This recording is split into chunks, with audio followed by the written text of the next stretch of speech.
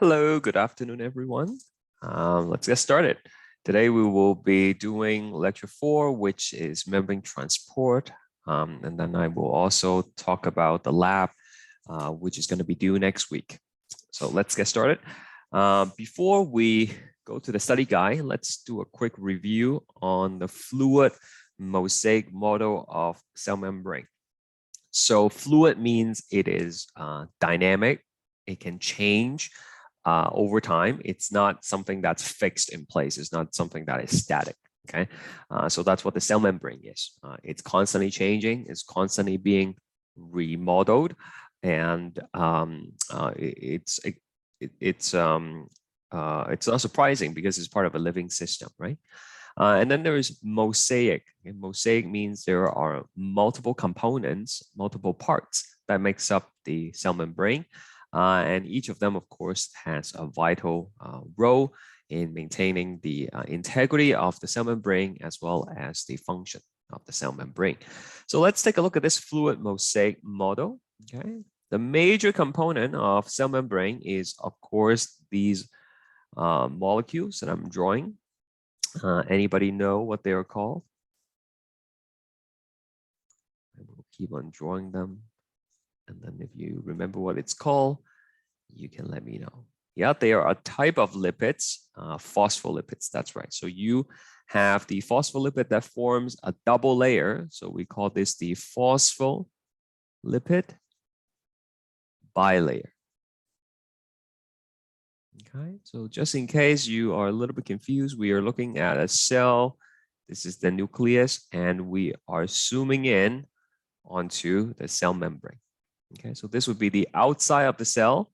Outside, we call that the ECF, the extracellular fluid. And then this would be the inside of the cell, which is, of course, the cytoplasm. Okay, so the phospholipid bilayer is going to organize itself such that the hydrophilic head is going to be facing the outside as well as the inside, because those parts are primarily aqueous. They are water-based, and the tails, which are the hydrophobic tails, they will be sandwiched in between. Okay, so there is another phospholipid layer. Okay. Now, every now and then, the phospholipid bilayer, there is going to be a protein that will go all the way through.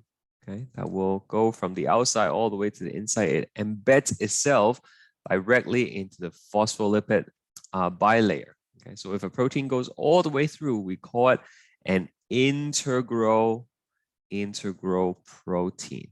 Okay, so Moira asks, is the ECF the same thing as the extracellular matrix? So the ECF, it's just the outside environment, and in this outside environment, you're going to have like a bunch of cytoskeleton and stuff like that. So these cytoskeleton is what we call the extracellular matrix. Okay, but you know, it's the same thing. It doesn't really matter. We don't have to make that distinction. Okay. Where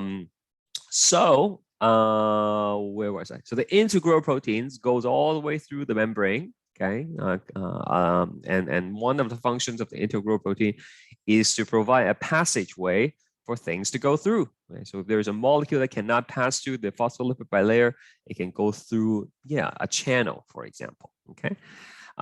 Sometimes you would have proteins. Let me just draw a few more of these ball things. They're so soothing to draw. And sometimes you would have just a protein that's attached on the inside or on the outside. Okay, it doesn't span the entire membrane. It just kind of attach on the periphery. So we call these peripheral proteins. Peripheral proteins. Okay. Periphery means like the side, right? Like if you think about like your peripheral vision, it's like the visions on the side. Okay, so they, of course, have a bunch of other functions as well. Okay, just to reiterate a little bit of what I said earlier, things, the tails in the middle, these are hydrophobic tails. hydrophobic tails. So anything that is lipid based, anything that is non-polar will be able to cross the cell membrane relatively easy, okay, because of this hydrophobic layer in the middle. All right, so let me say that one more time in case you missed it. Anything that is non-polar, hydrophobic, or lipid based, they will be able to cross the cell membrane easily. There's a question. So will the head allow that to go inside the cell? You mean like the lipid and stuff like that? Yeah, so like the head doesn't really, it's not really like a thick barrier. So if I have something that's like hydrophobic, like this, steroid molecule, this little head is not gonna be able to stop it. It's just very thin layer. Right? It is just that the tail it's really, really thick barrier. So as long as it's a non-polar based substance, it will be able to go through. Okay. What else is in the cell membrane? Okay, now we also have these cholesterol molecules, okay, that will insert themselves here or there in the cell membrane. All right, so these cholesterol molecules are steroids, may I remind you. That's why they have those 4 fuse rings in it, so cholesterol. And the function of the cholesterol in the cell membrane is to help maintain fluidity. Okay, so you want it to have the right consistency. You don't want it to be too liquidy because then everything would just leak out and leak in. You don't want it to be too solid either. If it's too solid, then the cell would lack flexibility. It would lack mobility. Nothing goes through. Okay, so by having some cholesterol there, you can help maintain, or in the lecture notes, I think it says modulate, to control, to regulate the fluidity. Okay, so generally, more cholesterol equals to more fluid. Okay, more liquid, if you would. And then less cholesterol equals to more, it's not really solid, but then I want to use this word to help you distinguish it. Okay, so less cholesterol is more solid, more cholesterol is more fluid. Okay, so let me give you a question here. I'm just gonna type it out because nobody can read my handwriting, apparently. Consider the cell of a plant that grows in very cold environment. Okay. Do you expect the cell membrane to have more or less cholesterol compared to a plant that grows in seasonal temperature?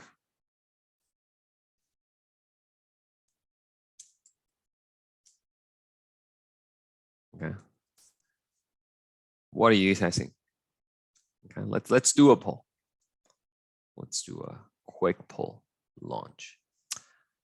Do you think it is A, more cholesterol, less cholesterol, or you think I'm just messing with you? This is a trick question.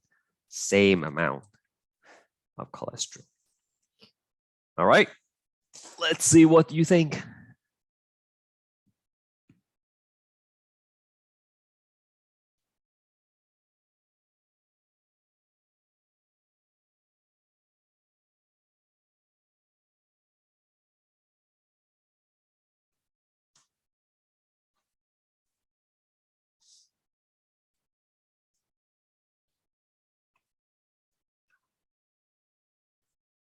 All right, anyone else? About 80% of people who answered. Yeah, keep going. Very good. All right. Let's take a look at this. So we have the most common answer is less cholesterol, and then we have some people who say more cholesterol. What is the answer? Anybody want to explain their choice? Why did you choose? Okay, I'll go. I chose C. I chose C, and I chose C same amount because to my knowledge that plants, they have this same amount is just stored and converted differently in the winter. I don't know. Okay, yeah, thank you for sharing that. And someone else wanted to say something? Try. Yeah, Sita, yeah, go ahead. I choose more cholesterol. I'm not sure, but because in my opinion, is more temperature means cholesterol gonna be more liquid. One more liquid means more cholesterol. I don't know. Okay, I see. Yeah, thank you for sharing as well. Anyone else? Anyone else? So we heard from people who chose more and same, and then a lot of people chose less. Anybody want to make their case for their choice? It's important that you're able to justify your answer. A lot of people feel like the multiple choice test, like on the quiz or test, they just go with the one that they feel is right. But you should really be able to explain why you chose that particular answer. Can I add to my answer then? Yeah, sure. Also, I'm going to use a comparison of like fishes. When they're put in like cold environments, they don't necessarily die, they just slow down, and they just have whatever, they have the same amount of energy, it's just used at a lower rate. So I'm just kind of applying that. Interesting. Yeah. So now I just want to make a clarification, right? I am talking about a plant that grows in a cold environment and a plant that grows in like regular temperature, right? We're not moving one plant to a cold environment and see what happens, right? So I do want to make that distinction. Anyways, good. Thank you for explaining your choice. And let me tell you how to approach this question. So first of all, let's talk about very cold environment. Okay, if you think about the cell membrane, just cell membrane in general, as temperature drops, as temperature decrease, what do you think will happen to the cell membrane? Do you think the cell membrane is going to become more solid or more liquid? In general, I mean general things that we see in everyday lives. As temperature goes down, do they become more solid or do they become more liquid? I hope yeah, go ahead, Leah. Solid. Yes, as temperature drops, it is going to become more solid, right? The cell membrane becomes more rigid, okay, more solid, right? Okay, we know this. You put water outside and it's cold, it becomes solid, right? Okay, so that's the same thing for the cell membrane. Right? Now, if we don't do anything about it, if the plant just leave it the way it is, then everything is gonna be like too solid to move around. Okay, so as a countermeasure of this, yeah, as an adaptation to the low temperature, the cell would have more cholesterol in the cell membrane to counteract the effect of cold temperature. Do you understand? Remember, if it's cold, it becomes more solid. We don't want it to be too solid. That's why you have to put more cholesterol in to counteract that effect. So if you look at the cell membrane of a plant in a cold environment, it wouldn't be surprising for you to see that it has a higher cholesterol contents. There are other adaptations as well, but we are focusing on the cholesterol. Does that make sense? Anybody have a follow-up question? Which is the answer here? Sorry. The answer would be more cholesterol. Yes, I'm correct. Okay, thank you. More cholesterol, okay.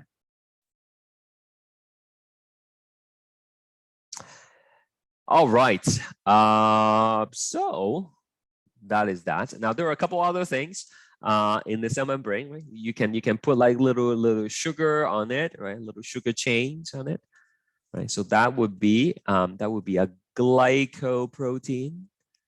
Okay, it just means sugary protein. You'll hear me say that word again later. You might have sugar on some of these phospholipids, so we call them like glycolipids. All right. So there is a fluid mosaic model. It's very fluid.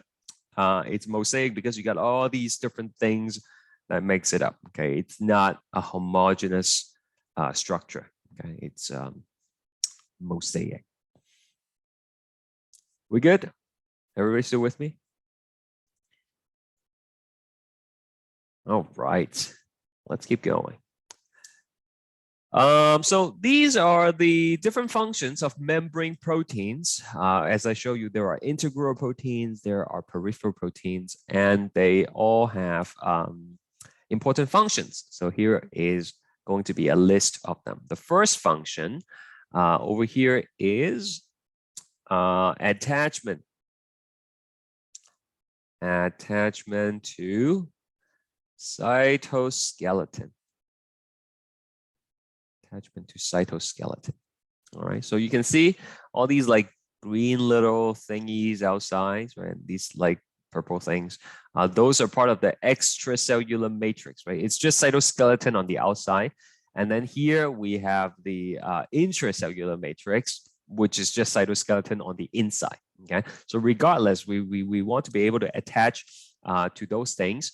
By attaching to the extracellular matrix, the cell is able to move around. You can think of the extracellular matrix as like I don't know what they're called, but like at the park, right? There are these like ropes things, nets that you can climb on. So think of that as the ECM. And then every time you grab onto something, right? You can pull yourself up, and then you let go, and then you grab, and then you can climb the nets, right? So the cell is the same. Same thing, okay? Except they don't have hands to grab onto the ECM. So instead, they use these membrane proteins to grab onto the matrix and then pull themselves around. Okay, so that's what the one of the functions of the membrane protein is. So let me write that down for you. Provides attachment site. Attachment sites and anchorage points to extracellular matrix as well as intracellular matrix.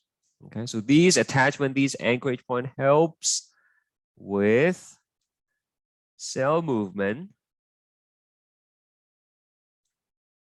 as well as maintaining cell shape, okay, and structure. Never have enough room for these things. Okay, that's one of the functions. Just stop me if I'm going too fast or if you have a question. Sorry, Yep. what's the skeleton? Cytoskeleton. Remember we learned it last time. It is the let me see if I can show you a picture. Like these things, right? We just roll it down at the end. The microfilaments, the intermediate filaments, and the microtubules, right? So these forms like basically long fibrous structures for the cell to attach to. Okay. You can see pictures of those in the PowerPoint slides. Okay, thank you. Yeah. Number two, we have the membrane protein. Can you re-explain the ECM? Yeah, okay. Again, it's just it sounds more complicated than it needs to be. Okay, so so here is the cell. Okay, here's the cell. You know, let me show you. Do you guys know what a red blood cell looks like? Let me go on Google and find a picture of red blood cell. Red blood cell. Hold on, let me find it. It looks like one of those jelly filled donuts that is being pinched in the center. Okay, so there is red blood cell, a red blood cell. Okay. And so it must have this indentation in the middle. All right. So if you think about a cell, if you look at it from the side, right, you pinches it on the side like this. Oh, there we go. Okay. How does it maintain this particular shape? right? How come it just doesn't like bounce back up and be like, you know, oval again? Well, over here, we're going to have a bunch of membrane proteins, okay? And then we're going to have a bunch of fiber, cytoskeleton, okay? These are the intracellular, it forms the intracellular matrix, okay? Which again is just basically cytoskeleton, okay? So these membrane proteins will attach to these cytoskeleton, and then it will basically help maintain this particular shape, right? So that's one function of the membrane protein. I was also saying, yeah, unless the person has sickle cell anemia, then you know the shape is going to be like moon shape, right? Now the other situation is you have a cell here. Okay, let's say the cell want to move from here to over here, okay, to this flag or something. Okay, now how does it go from here to here, right?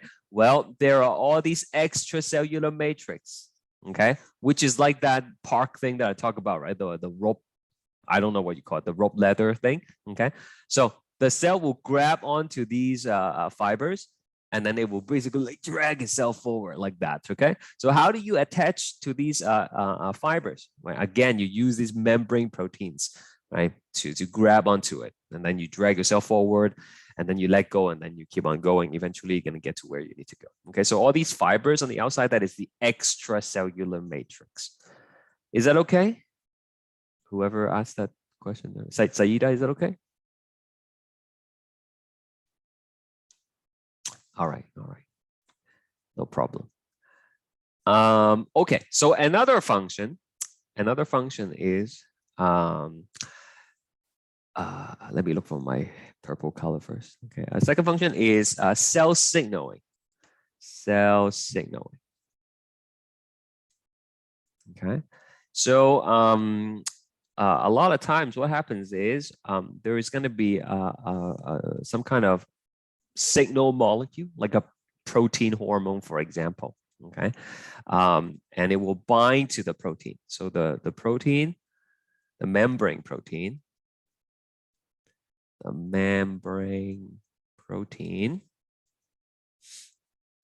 acts as a receptor for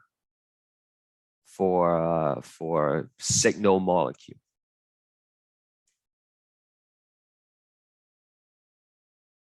E.g., a protein hormone. Remember, I told you hormones can be proteins or like steroids, right? If it's steroid, we don't need a receptor on the surface because the steroid can just go right through the cell membrane, right? Remember, it's a lipid, so lipid can go right through. But the proteins, they cannot go through. So in order to exert their effects, they would bind to the receptor, okay? And that would create a series of events to take place inside the cell, okay?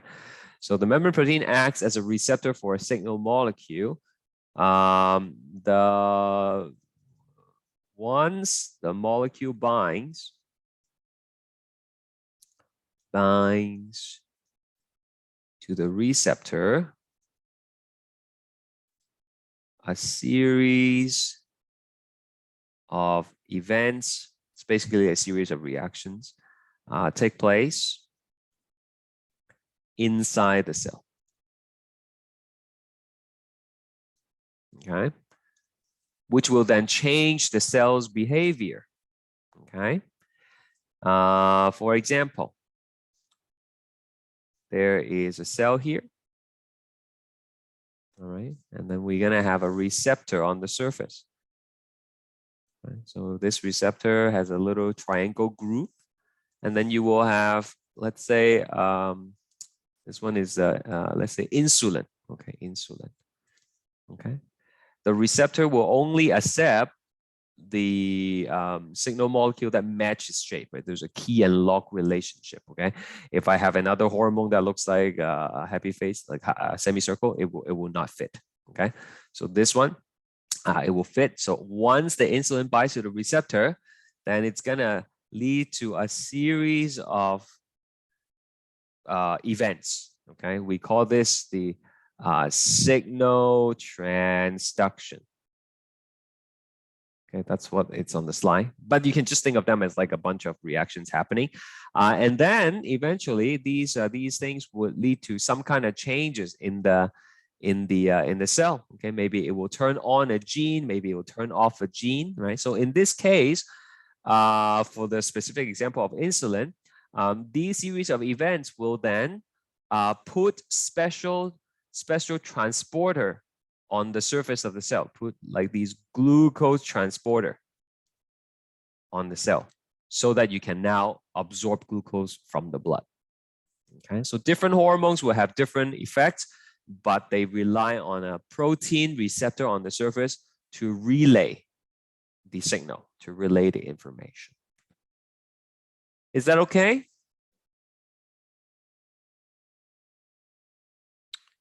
All right. Next, we have this enzymatic activity. So number 3, enzymatic activity.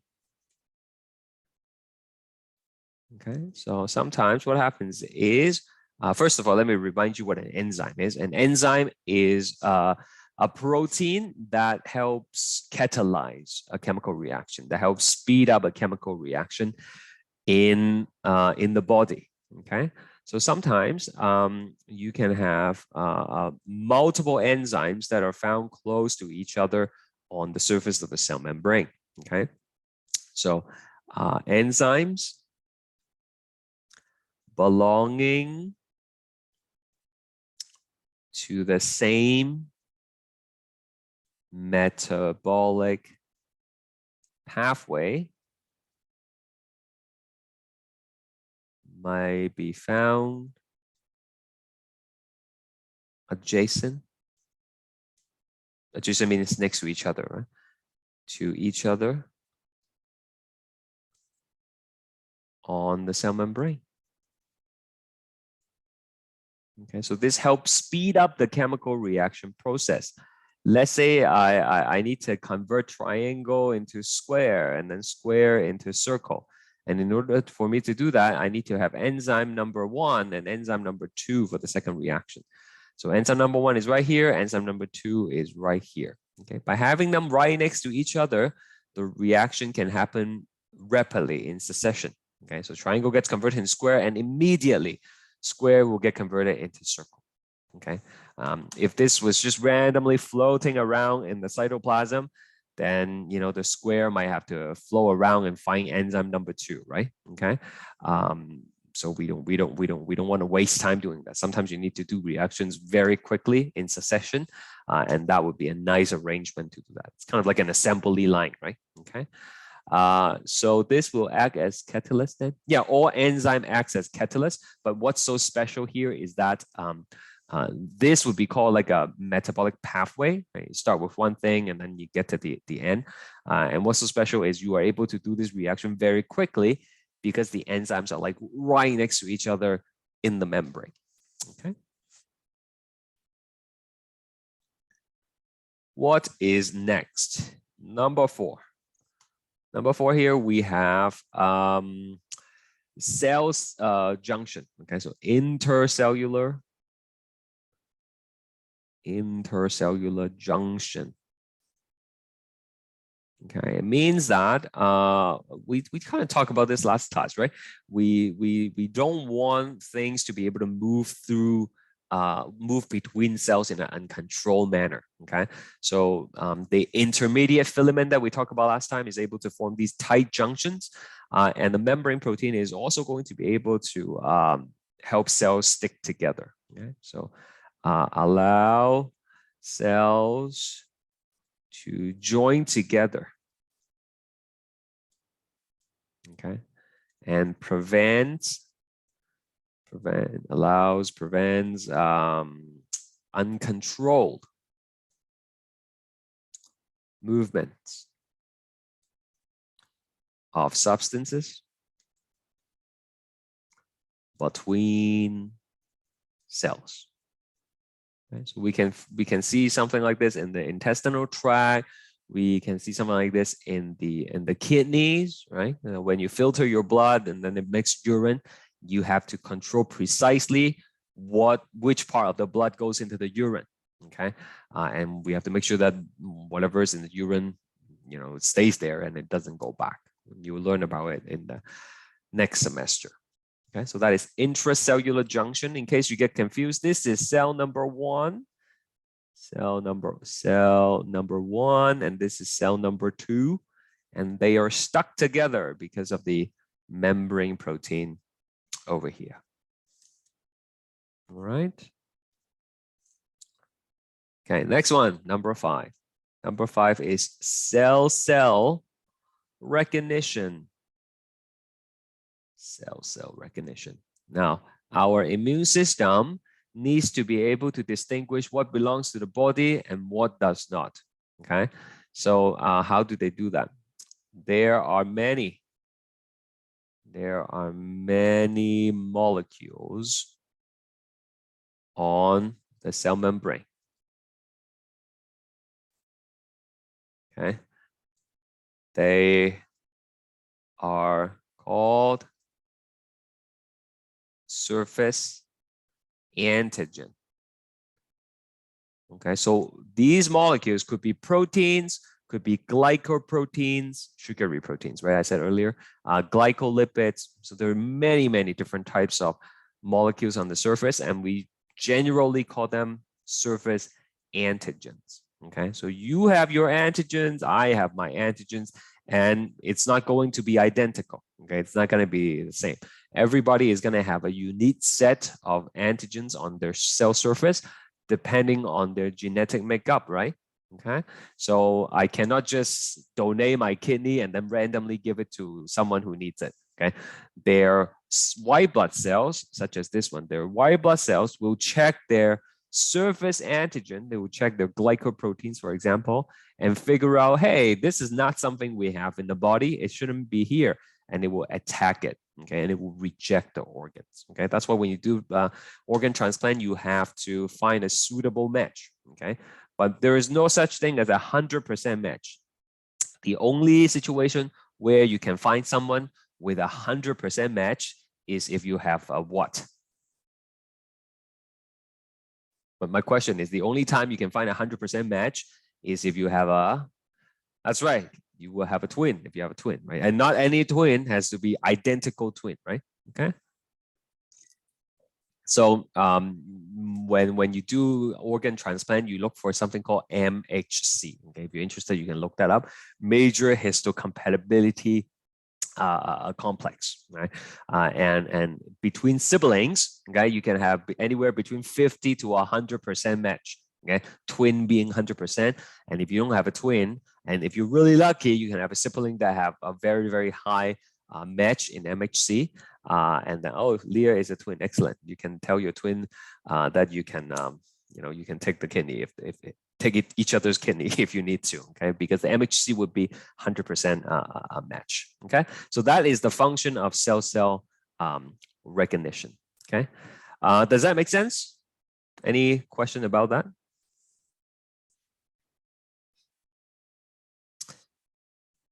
Wonderful. And the last one, we have what we call transport, which is the focus, right? Transport, the focus of this lecture. That is for moving things across the cell membrane, right? Helps in transporting molecules across the cell membrane.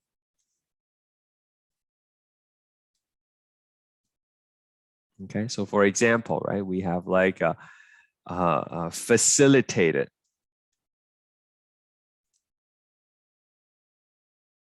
diffusion.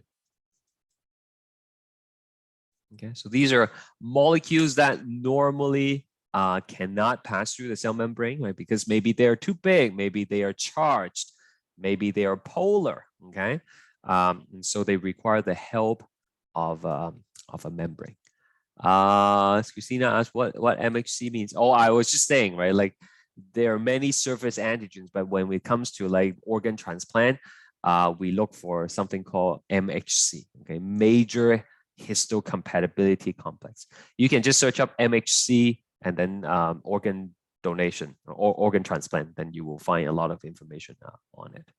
Okay. Any other question? Oh, by the way, yeah, talking about organ transplant, I like to share this usually when I get to this point. I do teach another course, and I have a whole lecture on organ transplant in that course. As I was preparing the lecture, I want to find out how easy it is or how difficult it is to become an organ donor. So in Ontario, it's actually very easy. I became a donor literally within 5 minutes. Okay, so all you have to do is go on Google and you search, become a donor in Ontario. Okay? And then the first link it pops up. That's the one. Okay, so it takes you to a page, and then they ask you, "Are you over 16?" And then you say yes, and then they will ask you for your health card number, and then you give them their consent, and that's it, done. Okay, and then you can share it on Facebook, Instagram, whenever you do your social media platform, and that's it. Okay, that's it. It used to be you have to fill in those little cards that comes with your driver license, but not anymore. Okay, and if that's something that you're interested in looking up, definitely do it, because you can save more than one life if you become a donor. Anyway, that was a little bit of a sidetracked. Let's see, should we do some, oh, not yet. We cannot do any polls yet. We got to keep going here. All right, next we have this diagram. What can we donate if we're still alive? Oh yeah, so there are like live donors for many things. For example, what is anybody know the the longest wait list? Which organ is it? Okay, which organ is in the highest demand when it comes to donation?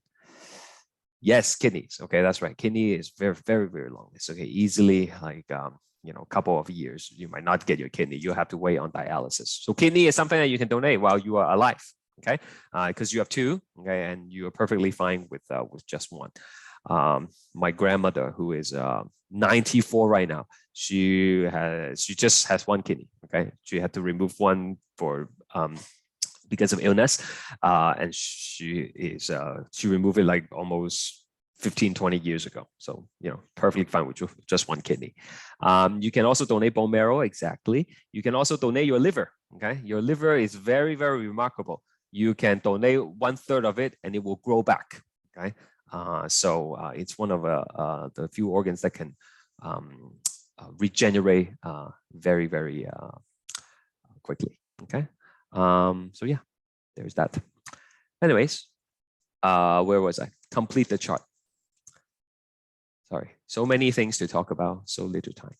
I love your class, actually. You guys are like my favorite class. So many good questions and very interactive. So here we have a bunch of food molecules. Okay, so these are macromolecules. Macromolecules from diet, from food. Okay, so we're not going to be able to use them to build things yet. Okay, so we must break them down. Okay, so to break it down into the building blocks, okay, the reaction to do that, it is called catabolic reaction. Catabolic reaction. Okay, or catabolism. Okay, so this is basically to break down macromolecules into monomers. And in doing so, in breaking down our food, it is going to be releasing energy. And those energy will be captured in the form of ATP. Okay, so catabolic reaction will release energy, okay, in the form of ATP. Okay, it also takes energy to break down the food, okay, but you release more than you use up. Okay, so you have a net gain of energy. And also, as a byproduct, you will be releasing heat. That's why after you eat food, you feel warmer. Okay, you feel warmer. So we will then take these monomers and we will use them to build molecules that we need. Okay, and in order to do that, we will need to do the anabolic reaction. Okay, so this is also called anabolism. anabolism. Okay, so this would represent molecules that we need. Okay, molecules needed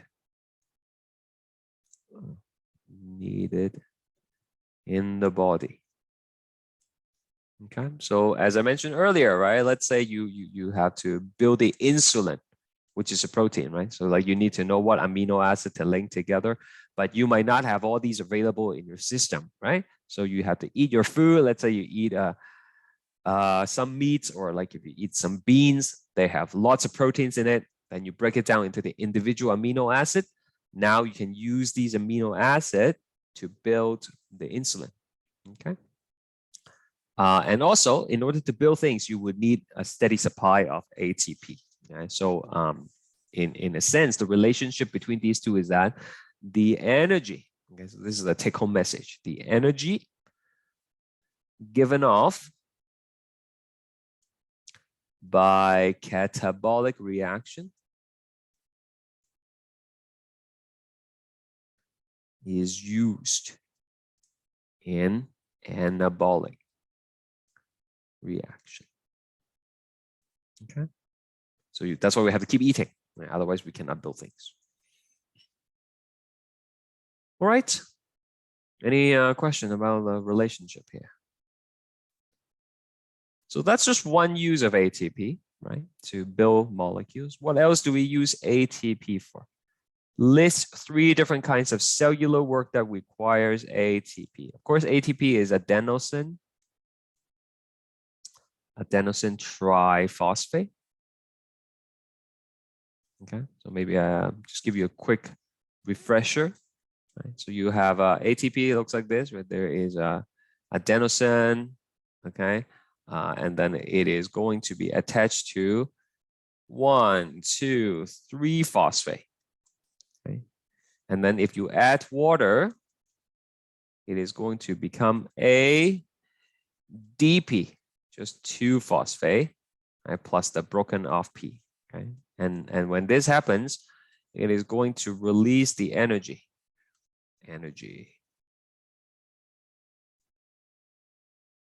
Okay.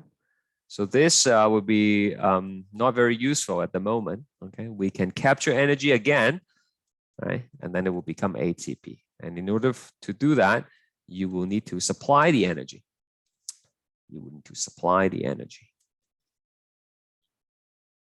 Okay, so where does this energy come from? Well, catabolic reaction, right? Okay, so the catabolic reaction will basically recharge the ADP, right? You add the P back on so that it becomes ATP again, fully charged.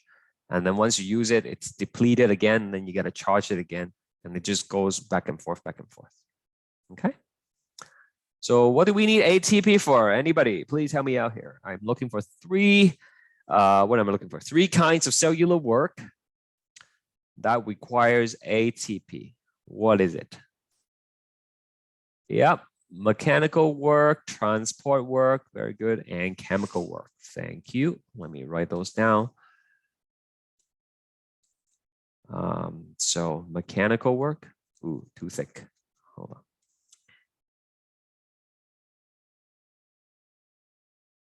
Mechanical work, which is basically like movements, right?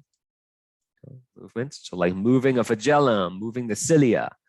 Okay, the cell literally moving itself. That is mechanical work, requires ATP. We have transport work. Okay, so like active transport, right? We'll talk more about what that means later if you need a refresher. And lastly, we have chemical work, right? Such as anabolism, building things. Okay, enzymatic work that requires ATP. All right, let's do a quick poll and see what's going on here. Multi-select question, so you have to choose all the correct answers. Go, go, go.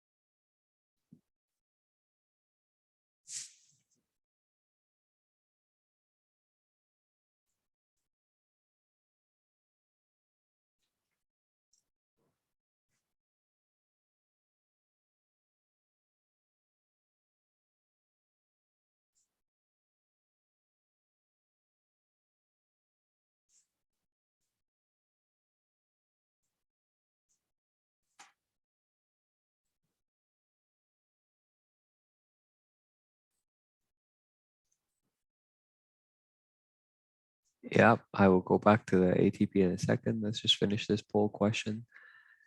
All right, we are a minute and a half in, and I have about 50% participant. Let's try to lock in a few more answers before I end it.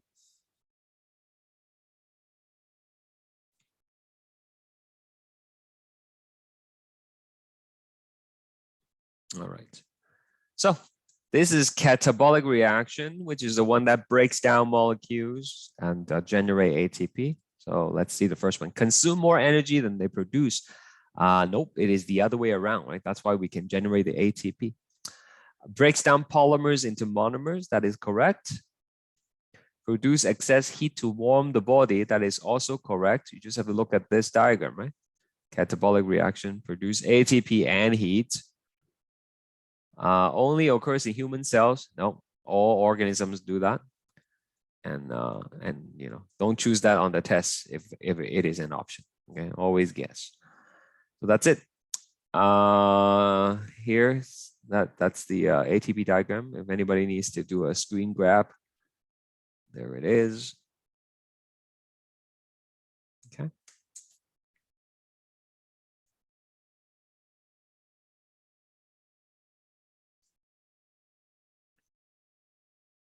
So while we wait for a second, there will be no tutorial next week.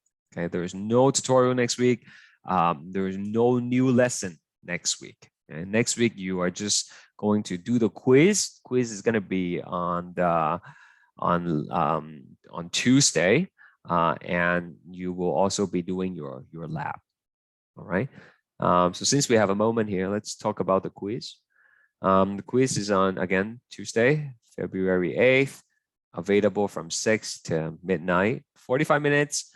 And then these are the lectures, right? Lecture 3 and 4, 22 multiple choice, 2 multi-select questions, 4 application questions, 10% of your final grade, and it's 30%. So the quiz, so you do the quiz on Tuesday.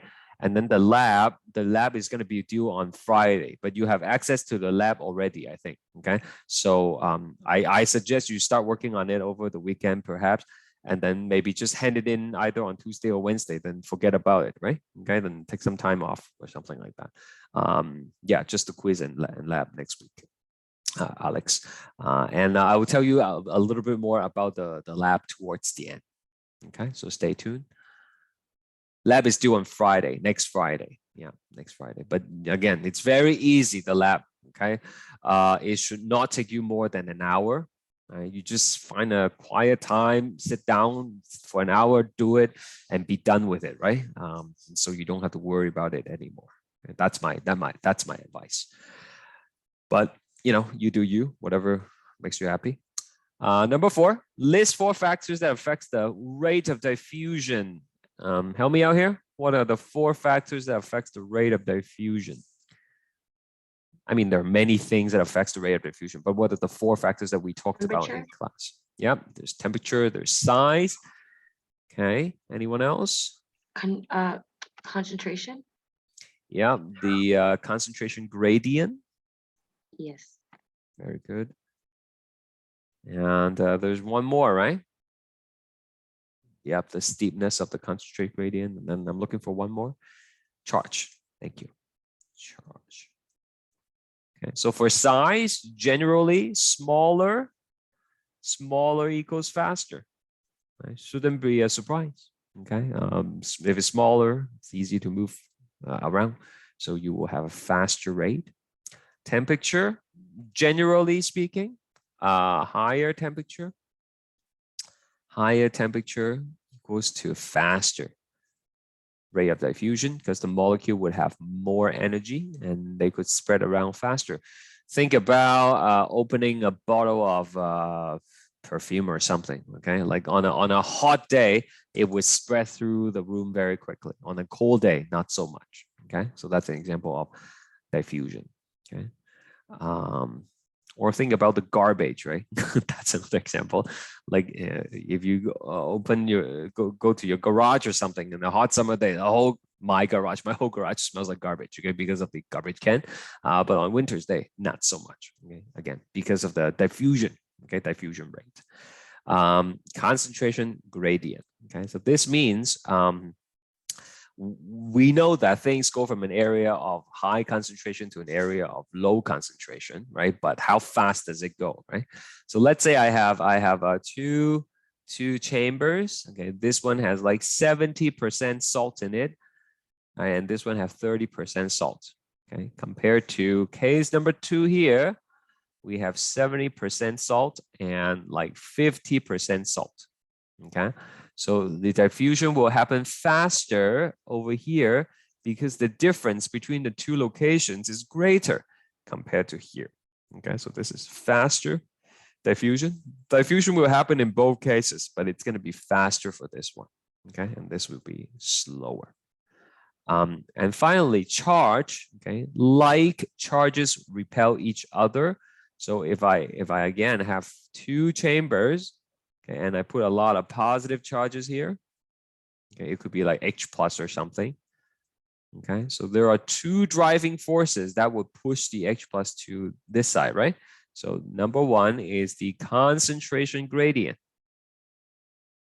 Okay, there are more concentrated H plus here than here, so it will go down. But secondly, we have the electrostatic gradient.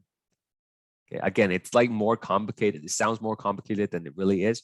We all learn from very young age that light charges repel each other. If you have a bunch of positive charges, they want to go away from each other as much as possible, right? So that desire to repel each other would cause them to go to the bottom as well. Okay, so these two effects combined will really push the positive towards the bottom, right? Increasing the rate of diffusion. Are we okay together with this? If you are okay, I am going to give you a question, okay? All right, hold on, let me get this out of the way. There we go. Okay, so please consider this situation that I'm about to explain. Okay, we're gonna have a tube here. It's a U-shaped tube, a U-tube. And there is a membrane at the bottom here. Okay, this membrane is only permeable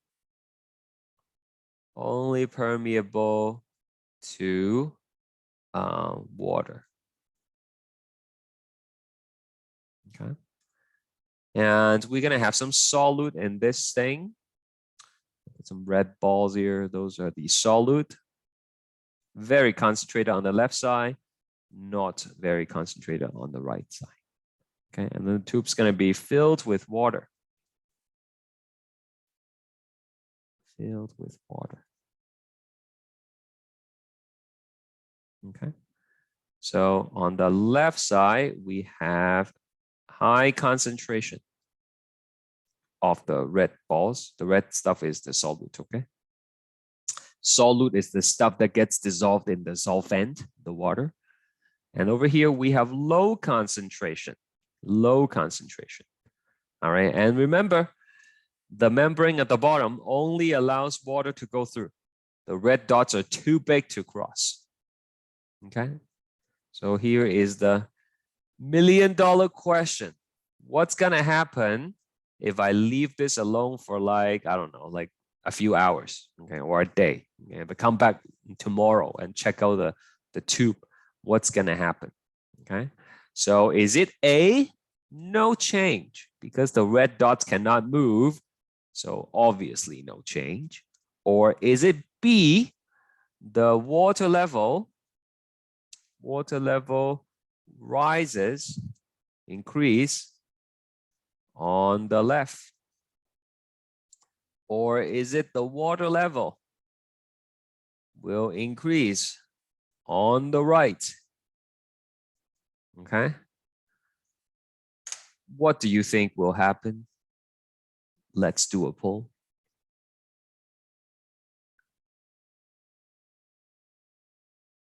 No, this is not the right poll. Oh my God, I get so confused sometimes with all these buttons. You should get $1 million. You can get $1 million of virtual money in bio class, which is good for nothing.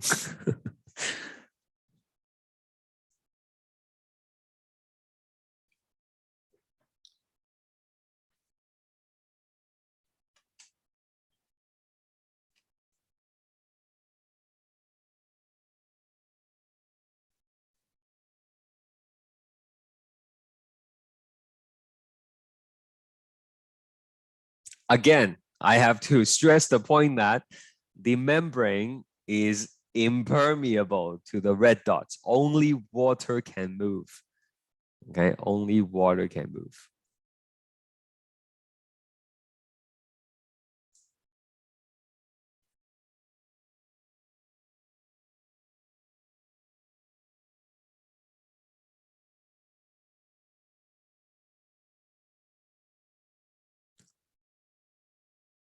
Okay, maybe a couple more seconds in case people want to chime in.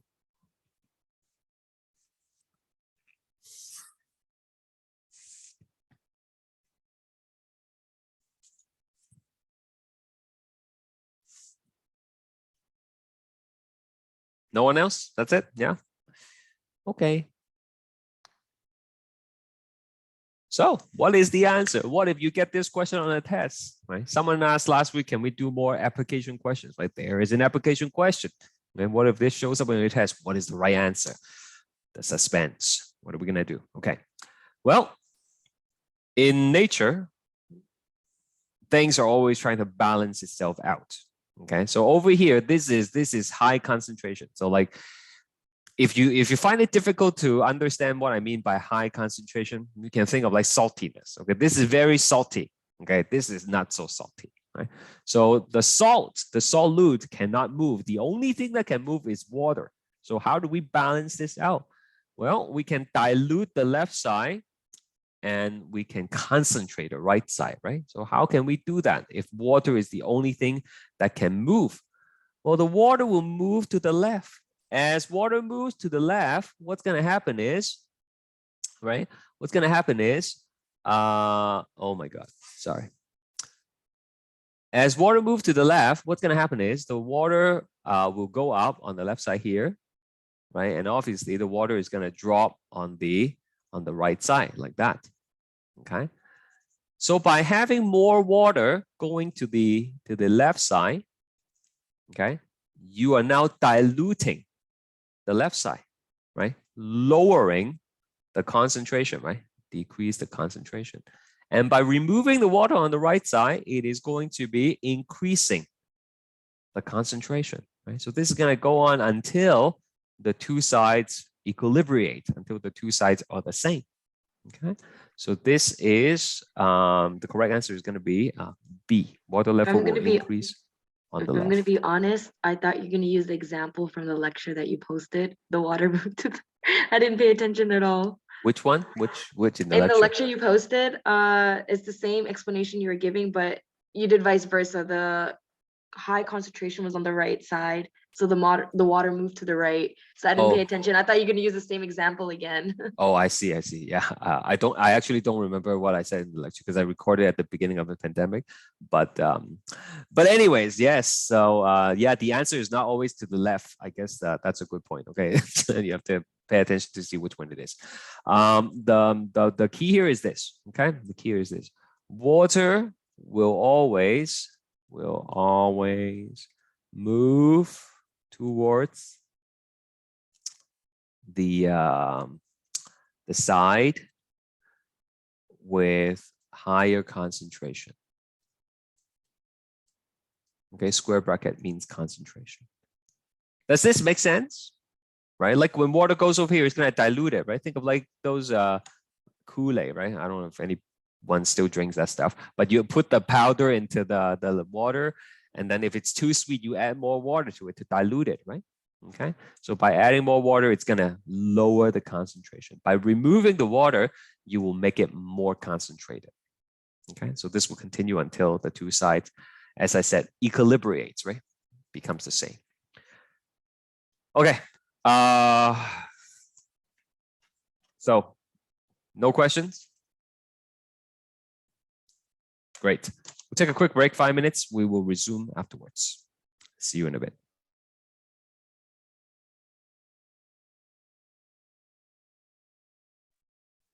And we are back. Let's keep going.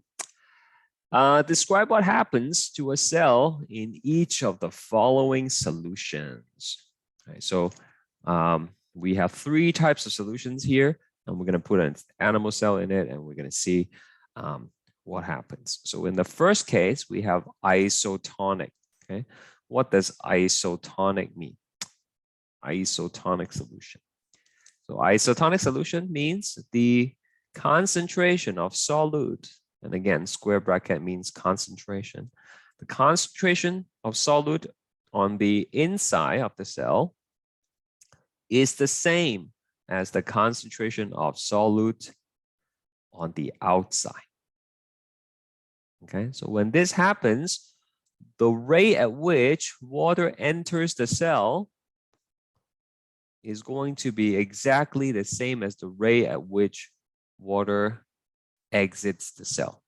So there's no net movement of water.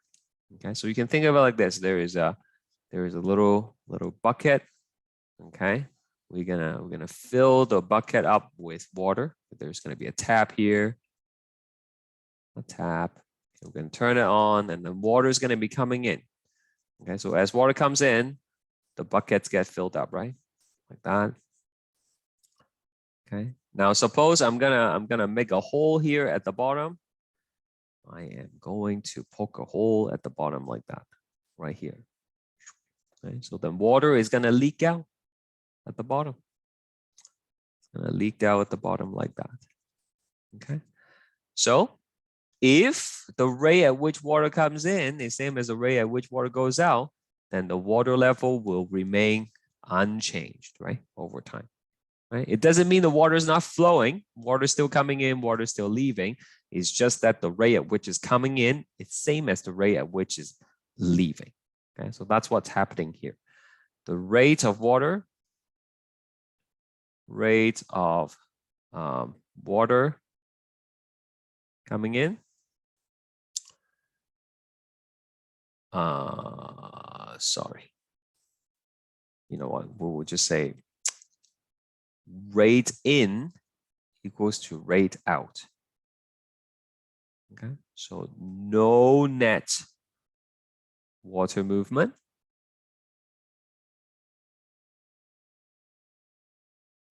Okay, no change. No change in cell size. All right. So if you are an animal cell, this is the best. Happy. Okay. If you're a plant cell, it's like meh. Okay. It's not the best, but not the worst either. It's like, okay, I can survive. I can deal with it. Okay. This is like if you forgot to water your plants for like a couple of days, plant is okay. Right? It's not the most happy, but it's not dying yet either. Right? But animal cell, happiest in the isotonic environment. Yeah, we'll talk about what's best for the plant coming up. Next one, hypotonic. Okay.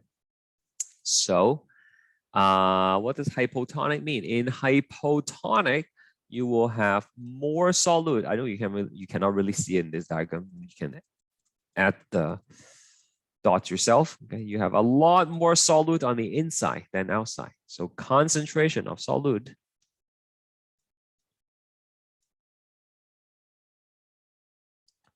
inside is greater than, that's what this symbol means, greater than concentration of solute outside.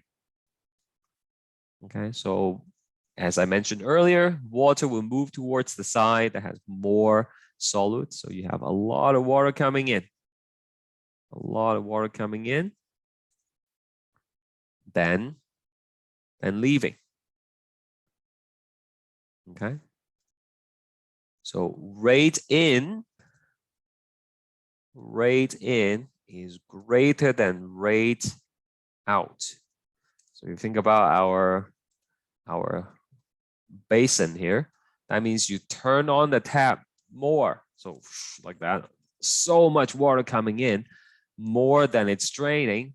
Then eventually the water level is going to keep on rising and rising and rising, right? Okay, so that's what's going to happen here. There is a net movement of water into the cell, Okay? If you are animal cell, this is not good, okay? Because it will swell and maybe burst. Another word for burst is lysis. Okay, lice. Okay, lysis is noun. Lice is like verb, I think. Okay, so that's not good. All right. And if it's plant cell, this is good. This is very good. Okay. So what's difference is, of course, the plant cell has a cell wall, right? So like, if the balloon here is the cell, okay? Like if you don't water your plant, the plant is gonna look sad like that. Okay, half of my plant looks like this upstairs. Okay, if you water them, then you're gonna fill it up with water. Okay,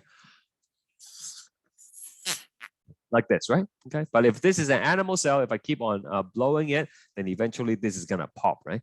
But of course, our plant, it has a cell wall. So you put the balloon in and you blow it up, right? So it's like this, and look, I can actually pick up the cell wall, right? With just holding the balloon, right? And that's what it is. By filling up the plant cell with water, it creates these pressure that would press on the cell wall, and it allows the plant to kind of prop up and looks healthy. And if you forget to water your plant, well, it's going to lose the water, and then it's going to be sad like that. Okay. Well, cell wall is not going to fall off, but then it's going to be like witter looking, right? So that's why plant is the most happy, the happiest at the hypotonic, so happy in the isotonic, and then it's going to be very sad in our next example. All right. So over here, you can remember hypotonic. It means all the water is coming in, and it causes the cell to swell up. And if it's an animal cell, it might burst. Finally, we have hypertonic, PER. This means the concentration of solute on the inside is less than concentration of solute on the outside. Okay. So lots of dots on the outside,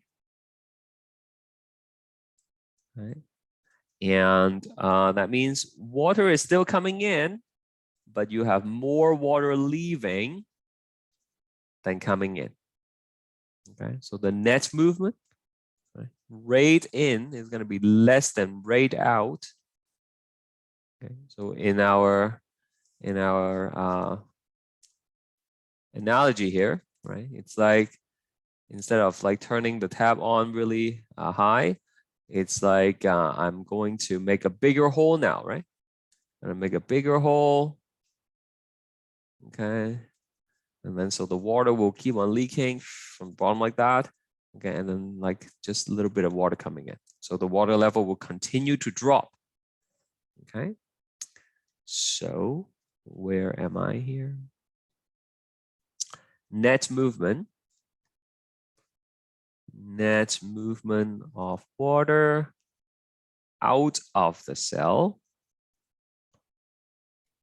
Okay, so animal cell,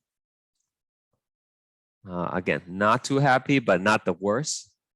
Okay, and actually you have some brain cells in the head, right? The hypothalamus, the cells will shrink. I think I talked about this in the lecture. That shrinking of the hypothalamic cell would trigger the thirsty sensation. And then you would go drink and get rehydrated, right? If it's plant cell, not happy. Okay, not happy. Okay. Any question about these tonicity? Okay, hypotonic, hypotonic, and isotonic. Okay, very good. Let's try this one. And you should be able, all of you should be able to do this. We just talked about it. Go ahead.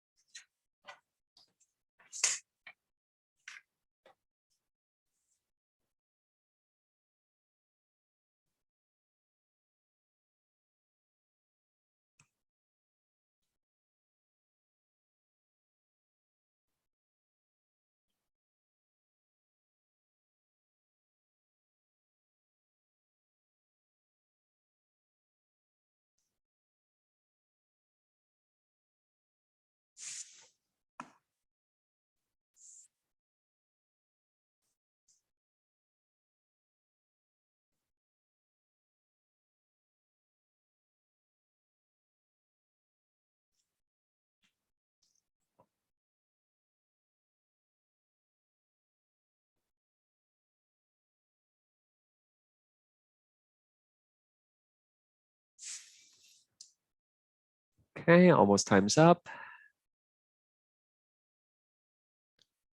So hypertonic is the last case that we talked about, right? So the cell is gonna shrivel up. I forgot to write down, but it will shrink. Okay, so this is called plasmolysis. Okay, plasmolysis. So why did it shrink? Well, that's because net movement of water is out of the cell. That's the correct one. Will it burst? Nope, it will shrink. And yeah, it won't burst, so not this one.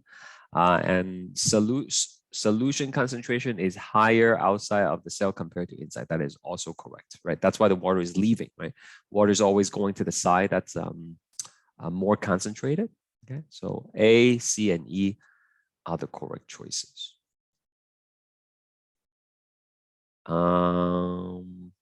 Yeah, we can do this one as well. Okay, I mentioned about it at the beginning today. Let's see if you remember what I said.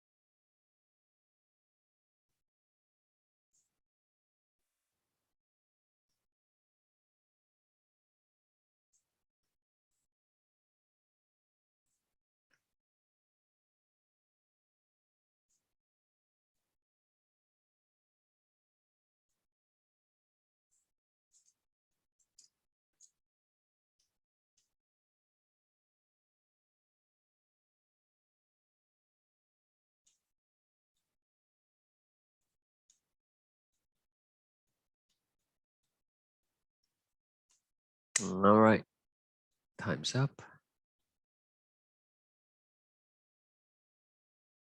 Hey, remember, the phospholipid bilayer, there is a thick layer of hydrophobic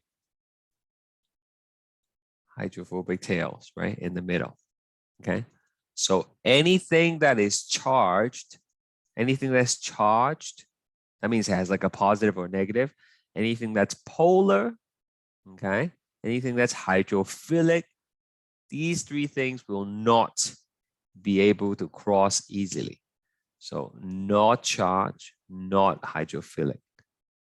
Okay, bacterium is not. Bacterium is like too big, it won't even cross on its own. Okay, so we have two options left. Is it large hydrophobic or small hydrophobic? Well, logically, do you think large gets through easier or small gets through easier? Of course, it's small, right? So that is it. Okay, remember, Hydrophobic. Here, I'll write it out for you. You should write it out as well. Put it on a sticky note, stick it on your computer. Hydrophobic. Right. Non-polar. Steroid. Lipids. Okay. These can cross the cell membrane easily. Okay.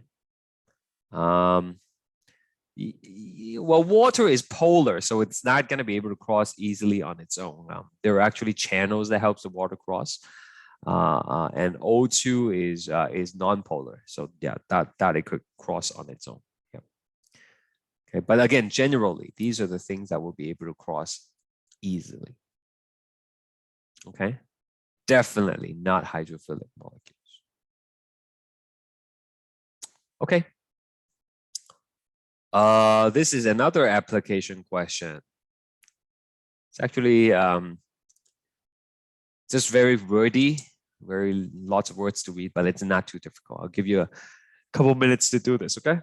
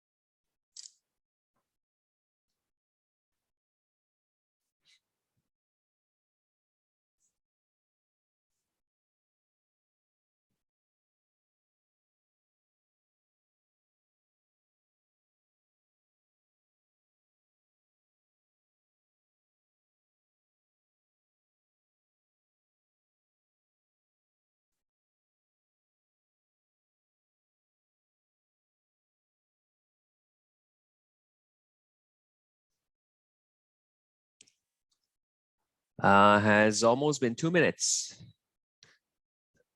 Let's wrap this up. Okay. Choose your pick.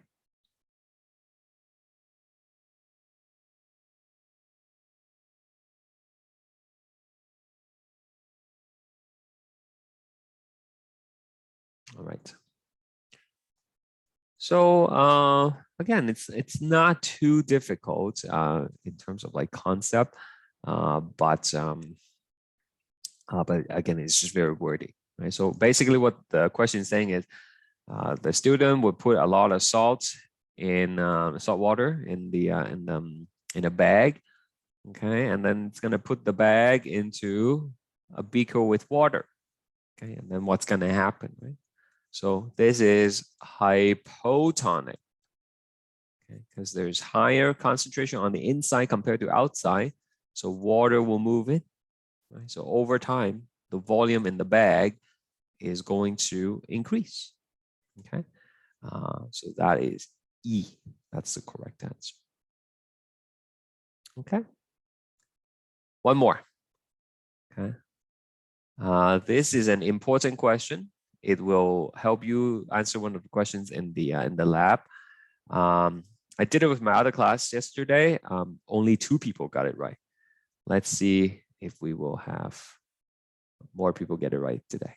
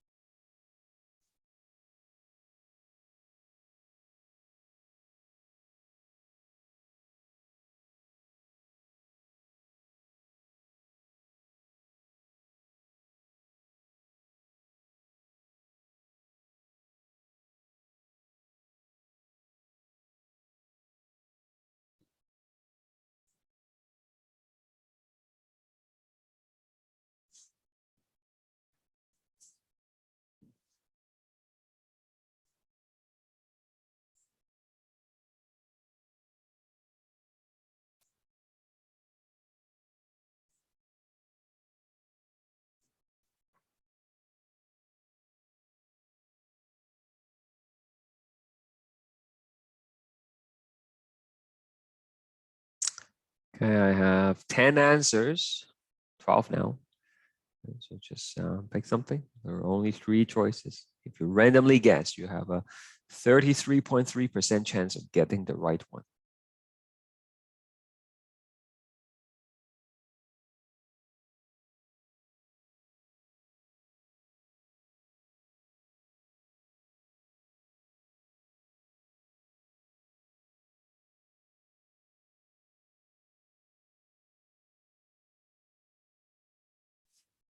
Okay.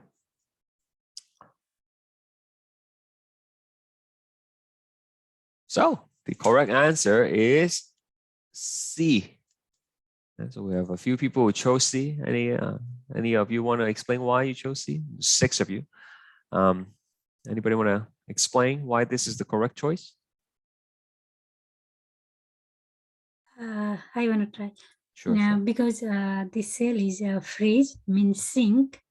We have to make a right position. We have to make the right position. What do you mean by that?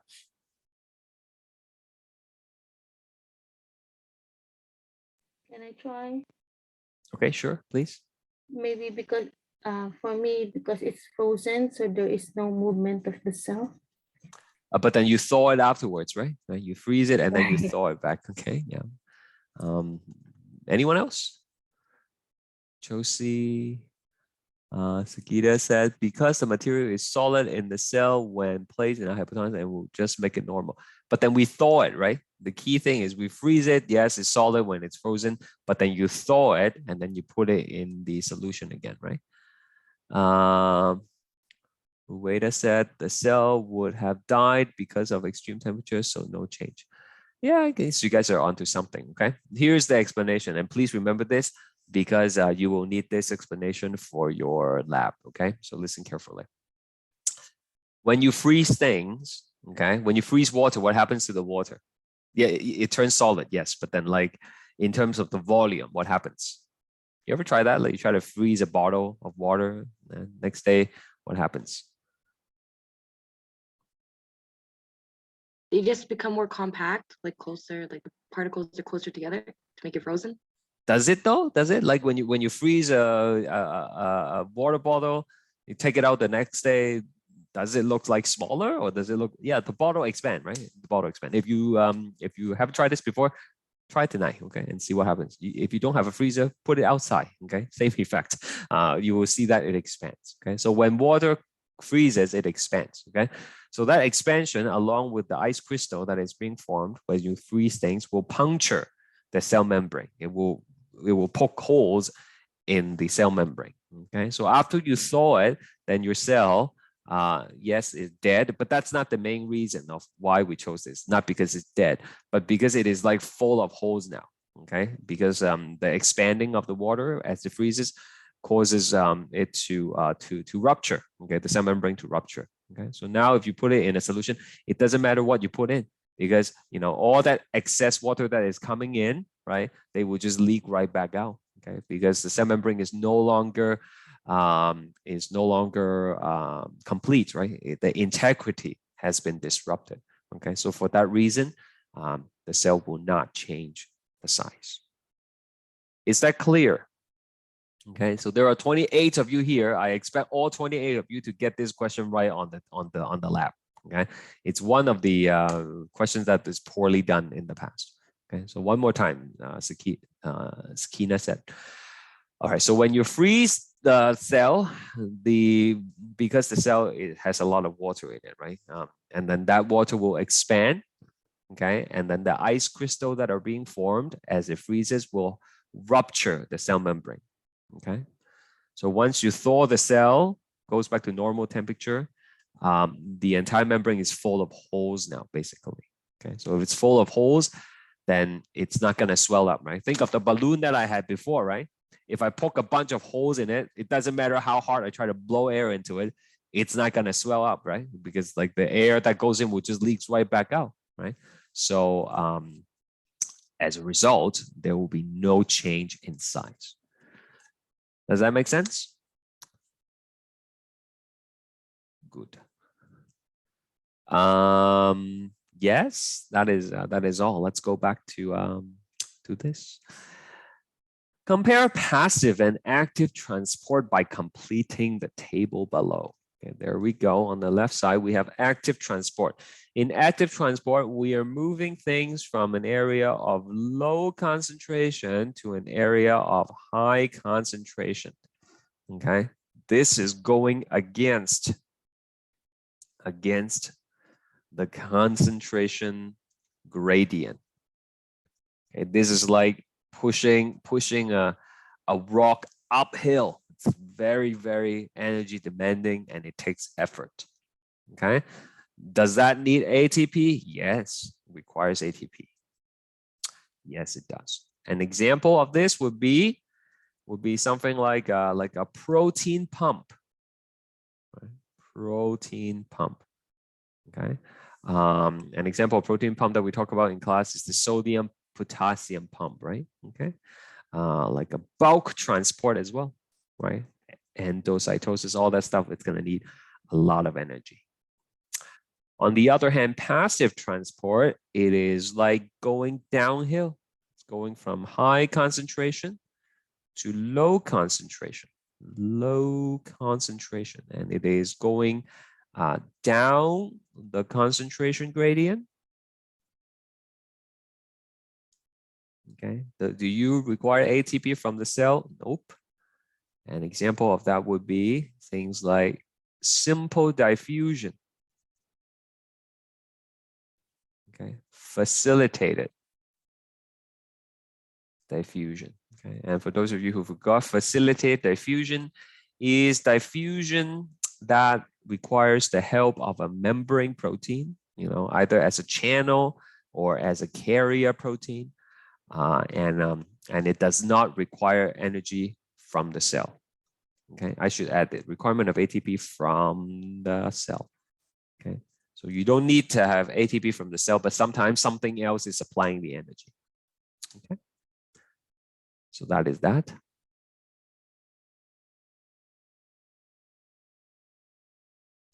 Choose the more concentrated solution in each of the following solutions. Okay, we have 80% water and 20% starch versus 90% water and 10% starch. Okay, so we always look at the solute content. Okay, 20% starch is more than 10%, so this one is more concentrated.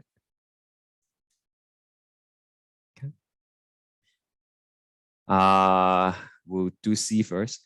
85% solvent, 15% solute versus 75 and 25. So this one has more solute, right? So that's the more concentrated one. Okay. Now, this one is a little bit confusing. You cannot just look at the salt. Okay? You look at it, it's like 5 grams of salt, 5 grams of salt, right? You also have to look at the water. Right? This one has 50 grams of water. This one has 25 grams of water. Okay, so I can rewrite this. I can take this one and I say, 5 grams of sodium chloride in 25 grams of water. 25 grams of water is like 25 milliliters of water, right? Okay. So I want to make it the same as the other one. That allows me to compare it. Okay. So how do I change 25 into 50? Well, you will have to multiply it by 2, right? So if you multiply the bottom by 2, I will have to multiply the top by 2 as well. So that will be 10 grams of NaCl. So 5 grams in 25 grams of water is same as 10 grams in 50 grams of water. And so now I can compare the two.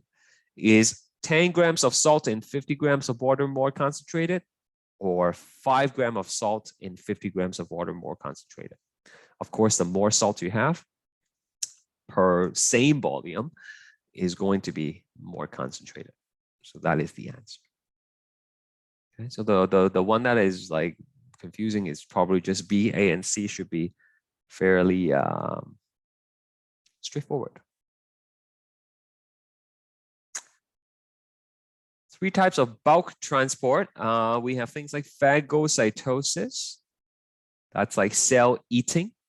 Okay, so like you have a white cell here, there's a bacterium with foreign antigen on it, right? And then it's going to engulf it, it's going to eat it up. Okay, and if you remember what we learned last class, this is going to fuse with a lysosome and it's going to break down. It's going to break down the bacteria. We also have pinocytosis. That would be cell drinking. So instead of bringing in like a solid thing, like a bacterium or food particle, you are bringing in just liquid. Okay, so that happens in the kidneys, that happens in the egg, for example. And then you can also do the opposite, which is like exocytosis. Exocytosis. All right. These are pretty self-explanatory. I mean, I'll post the model answer for you to look at afterwards as well. Let's do the application questions here.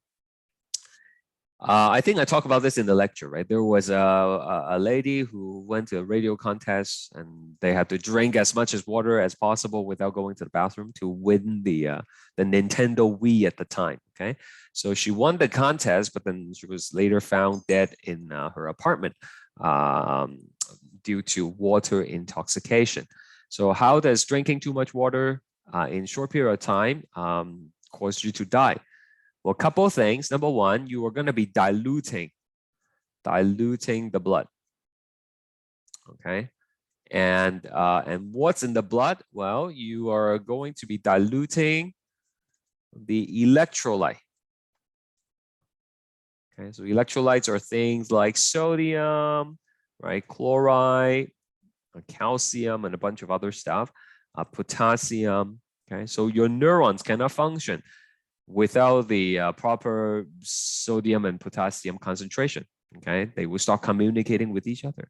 Your muscle cannot contract if the concentration of calcium is too low, right? So imagine like your heart not beating, right? Because you don't have enough calcium concentration in the blood, right? So that could cause problems. And in relation to what we learned about today, by diluting the blood substantially, you create a hypotonic environment for the cell. Right? So your red cells are gonna burst, right? And of course, the red cells is the one that delivers the oxygen for us in the body, right? So if they all burst, then you don't have any cells to deliver oxygen. And of course, that could be lethal. All right. Now, someone asked me last class, like in my other class, how much do you have to drink to reach that toxication level? I don't have a like precise number, but the idea is like you would start feeling unwell, okay? And if you drink too much water, and if you keep on forcing yourself to drink even more, then you're gonna push yourself over to the dangerous zone, right? Normally, when we drink like 2 cups or 3 cups of water, even, and then you start to feel, I'm full of water, I can't drink anymore, right? So if you stop, then it's okay. It's not gonna kill you, right? Like some people drink like 8 cups of water every day, right? That's what the student was asking. Is drinking 8 cups of water like actually bad for you? No, we're not talking about that, right? This is stretched out throughout the day. This is talking about drinking a large amount of water in a very short period of time, right? And that dilutes your blood and could cause problems. All right. The opposite is true. The opposite is true. If you create like a hypertonic environment in the system, you could also you could also have cause you to die also. Okay, so you guys know like Red Bull. Okay, so Red Bull is a caffeinated drink for those of you who don't know. And when it first came out, it was a popular drink at nightclubs. I read about it in the article that was talking about this incident, and people like to mix it with other alcoholic drinks, right? Rum and Red Bull, someone says, sure, okay, or whatever they mix it with, okay, and they drink it, okay, drink the Red Bull, and they feel energized. They can party all night, okay. But of course, as with a lot of caffeinated drinks, they act as a diuretic, okay, diuretic. A diuretic is something that makes you pee a lot. Okay. And you know, even like coffee, you drink your coffee, you need to go, you know, pee. And then why is it like that? I'll explain to you next semester if you're in my class again, when we learn the kidneys. Okay, but it's a diuretic. So people drink these Red Bulls, they have to go to the bathroom, and then that makes them feel thirsty, right? So rather than rehydrating with water, they're like, oh, I'll just drink more Red Bull, right? Because they didn't know better. Like it's like a liquid, right? So they thought it's gonna rehydrate them, but the more they drink, it actually further dehydrates them. Okay, and eventually, what happens is their kidneys is kind of wrecked. Okay, and when you have so much caffeine in your system, it could actually cause arrhythmia in the heart. Okay, causing it to beat irregularly, and you could die from it. Okay, people did die as a result of that. Okay. Oh, is it illegal now? I don't know. I don't know. I'm too old to go to nightclubs now. But yeah, you have to watch your. Yeah, it's illegal now. Before they used to mix it for you, like bartenders, but then Yeah. after people started suing like clubs and stuff after what you explained, so now they serve it to you separate, but some even places won't even like give it to you together. Wait, so they serve it separately, but then it's not illegal for you to mix it yourself. They just don't you want. if you mix it yourself, you're taking that upon yourself, I but the see. bartender can't mix it for you. So they'll give you the Red Bull on the side and then they'll give you the rum on the side. Right, so they don't want the liability, basically. Yeah. I got it. Okay, so that's that. Next question. What's the next one? Single cellular organism that lives in fresh water are constantly exposed to hypotonic solution, like a pond water, right? Speculate what kind of transport mechanism would prevent this from happening.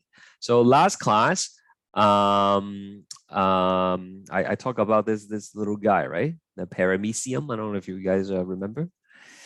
This is a protist, lives in fresh water. And as the little description here tells you, water will come in all the time, which makes sense because fresh water is hypotonic, very hypotonic. So how does it not burst? It does not have a cell wall, but instead it has a little pump, actually. Okay, so it has a what we call like a contractile vacuole, and this pump will keep on pumping water out. Okay, so think of like in a sinking boat, there's a whole water's coming in. In order for you to keep yourself afloat, you gotta keep on scooping out the water and then dump it overboard, dump it overboard. You gotta keep on doing that to not sink. And essentially, that's what that little vacuole does. Okay. And last one is fairly obvious. Salting has been long used as a method to preserve food. So if you think about like ham and like cured meat, right? That's basically what salting does to the food. And it preserves it because it creates a hypertonic environment, sucking out all the moisture from the meat as well as any bacteria, microorganisms, so nothing can grow. And as a result, it can be preserved for a very, very long time. Okay, not very healthy though, because of the salt content, as well as preservatives that are being used in addition to salt. Nowadays, you know, to kind of speed up the process, a lot of them use like nitrates and stuff like that. So you learn in chemistry class, right? Like NO3, that's nitrates, right? And they add extra preservative to it, like sodium benzoate and stuff like that. All that stuff has been linked to colon cancer. So not very healthy. All right. And that is that, right? I will post the answer to the fill in the blanks here, so you can check it yourself when you download the sorry, I'm trying to multitask here. When you download the answer key, okay? And I just want to quickly talk about the lab, okay? But before I do that, I just want to make sure any questions about the quiz next week, about what we talked about right now, before I go and switch gear to talk about the lab.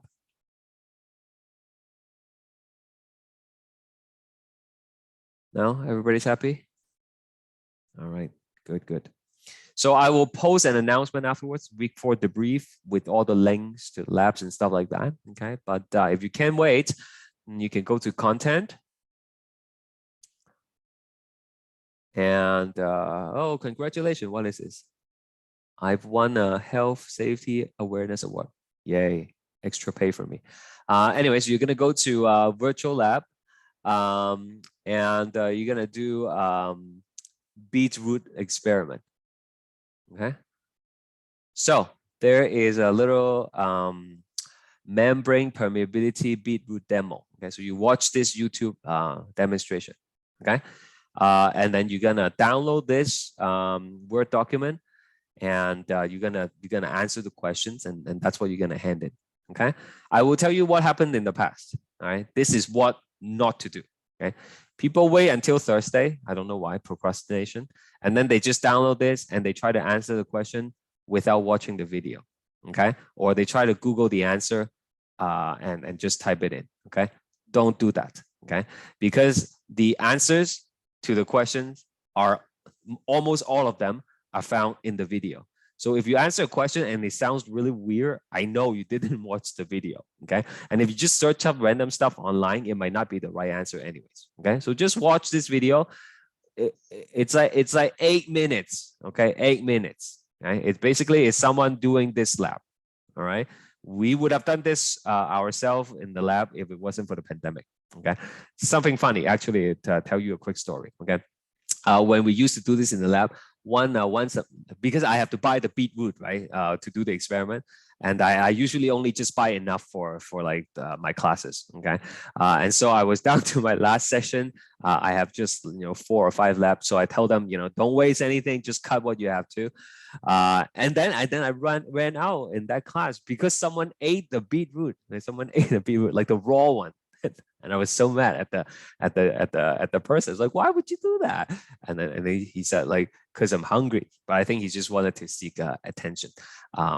It was really weird. But of course, one of the lab safety is do not eat anything in the lab, right? I thought that was self-explanatory. Anyways, I had a good laugh after my initial frustration.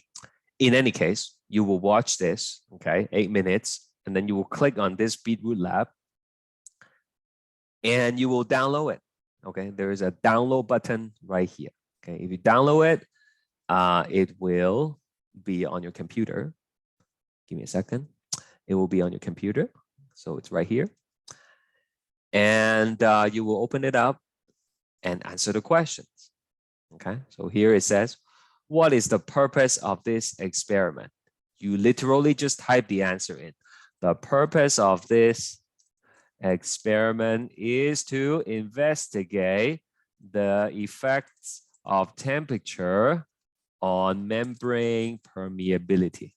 There, 2 marks. Okay, everybody should get this 2 marks because I just did it for you. Okay, that's all you have to do. Okay, no need to write me a novel. No need to write me a paragraph. Just answer the question. Be concise, be clear, and be correct. Okay, otherwise it's very difficult to mark. Write a hypothesis for this experiment. Remember, hypothesis is a statement, okay? It's not a question. So in the past, a lot of people write, will temperature affects the permeability of the membrane? That's not a hypothesis. That's the purpose of this experiment. You try to find out, okay? Your hypothesis should be an answer, okay?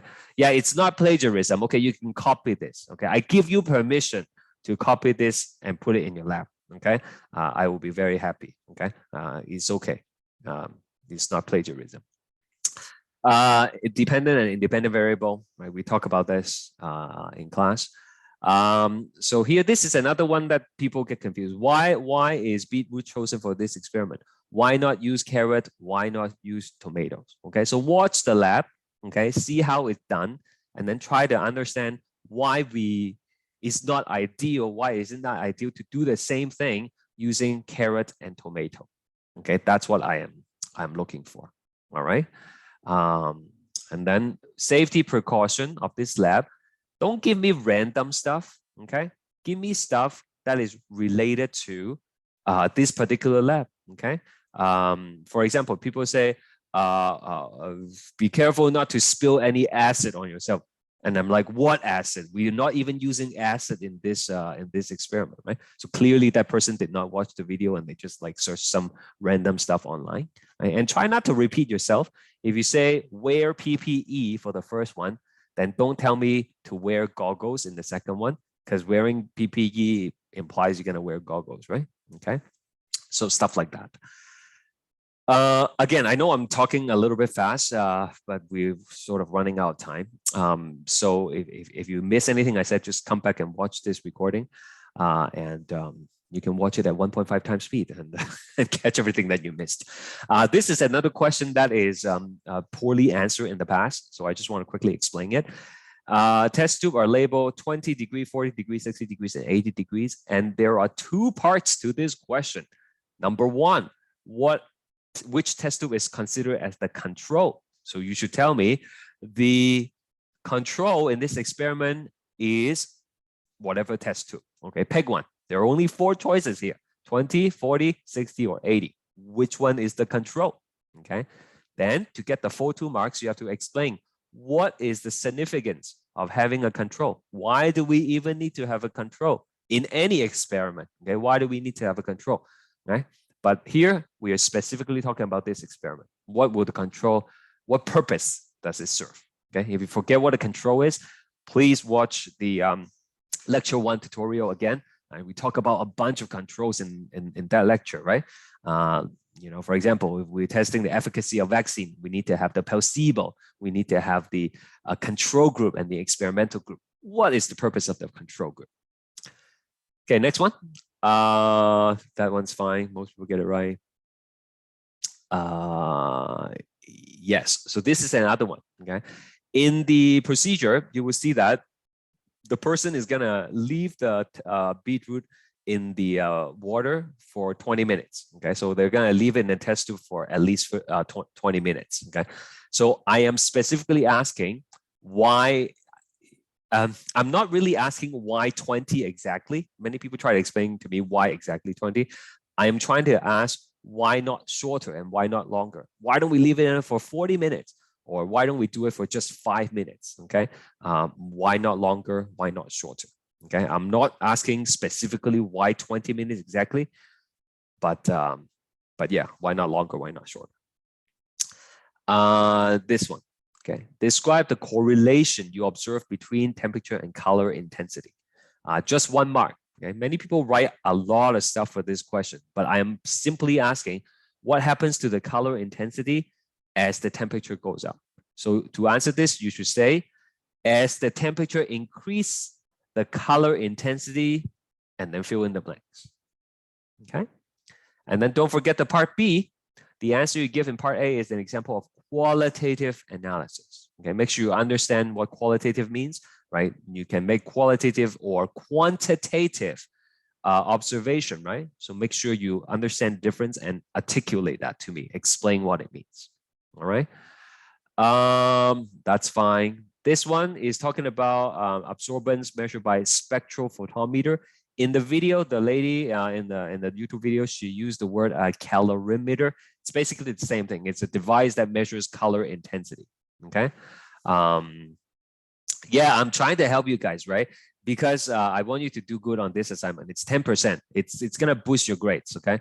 And for some reason, like last semester was like total disaster. Like my blood pressure was like, you know, very high when I was marking these papers. I don't know what happened. So hopefully you guys are gonna be you know, do better in this. Okay.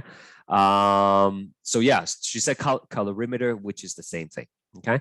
Now this is another question where a lot of people lose a lot of marks. Okay. I thought this was an easy question, 4 marks. You just have to plot these data. Okay. If you don't know how to use Excel, you can talk to your computer teacher. But I spoke to your computer teacher. They told me you already learned how to do Excel by this time in the semester. Okay. And if you don't know, you can talk to them, or you can click on this YouTube link. It will tell you step by step how to do it. Okay. Now, where did people lose mark? Number 1, they forget to label the axes. Okay. Don't just give me a random graph without telling me what the axes are for. Okay. And you might find this hard to believe, but I have a lot of people who just draw me a graph with hand, not even on a grid. Okay, my 4-year-old can draw a nicer graph than what was being submitted. Okay, don't do this by hand. You have to do it with a graphing software. Okay, if you don't have Excel, you can use Google Sheet, which is free. In fact, you are entitled to a free copy of Microsoft Office as Centennial students. Okay, so make sure you claim your own if you want to, and you also have to choose the correct type of graph. Okay. If you watch the video, she will tell you what graph to use. Okay, circle graph, the pie graph, that's not the right one. Okay. And then the rest is pretty self-explanatory. Okay, these ones are just explaining things, right? Do you object or reject your hypothesis depending on what you said, right? Make sure you don't contradict yourself. Okay, go back to your hypothesis, look at what you wrote, and then either you reject it or accept it. Okay, and it says limit answers to 2, 3, or 4 sentences. Please comply to that. I do have like over 80 of these to mark, so yeah, don't write me a novel. And finally, a piece of frozen beetroot is placed in the test tube, blah, blah, blah. Well, that looks familiar, doesn't it? Okay, so hopefully you were listening and you will be able to provide me with a good explanation. And there is another 2 marks. All right, so like I said, this is 10%. It's super easy, I believe. Okay, I want you to do well. I'm not trying to sabotage your grades or whatever. So do this early rather than later. Submit it before Friday midnight, and that's it, right? No new lecture next week. You just have to focus on this and the test. All right. If you have any question while you're doing this lab, if you don't understand a particular question, need clarification, you have my email, and I will be sure to reply to you. All right. So thanks a lot for coming today. Where should you submit it? Okay. I will provide a link later on. You just click on it, but here, assessment. Okay. You can click on assessment, assignment.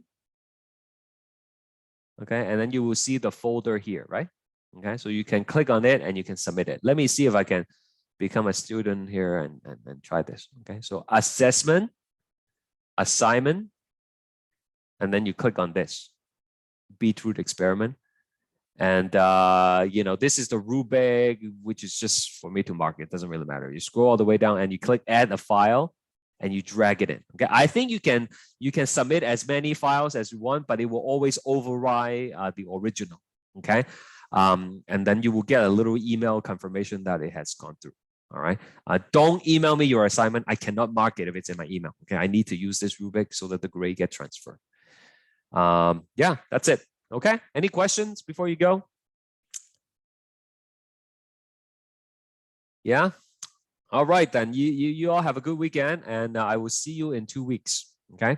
And watch out for the announcement so you know where to click and get stuff. Okay. Have a good one. Bye.